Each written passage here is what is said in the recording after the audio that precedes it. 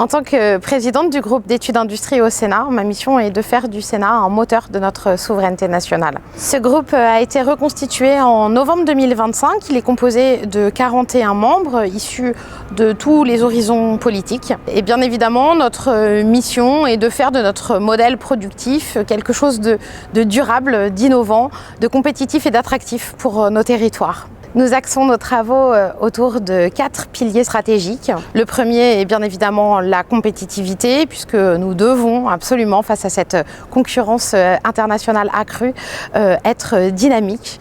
Notre deuxième pilier se concentre autour du fabriqué en France, alors peut-être plus aussi à l'échelle de l'Europe, à voir en fonction des filières et de la manière dont on peut composer, mais avoir une stratégie nationale forte, ambitieuse, équilibrée est aussi pour nous un moteur important de la dynamique de notre groupe. Ensuite, nous nous basons sur le capital humain, puisqu'il est important et indispensable de pouvoir adapter les formations au territoire, au plus près des besoins industriels de nos territoires. Notre quatrième pilier est autour de la décarbonation pour mieux accompagner la transition écologique de nos industriels tout en préservant des coûts compétitifs et un coût de l'énergie abordable pour nos entreprises.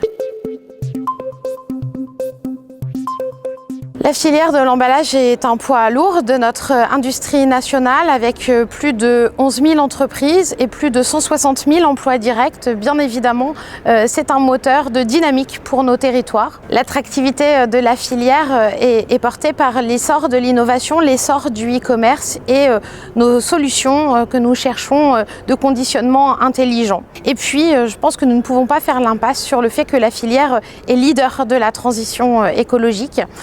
À l'image de nos territoires de développement durable, la Champagne, par exemple, est la première région viticole à avoir fait son bilan carbone en 2003 et vise à une réduction de 75% de ses émissions d'ici 2050.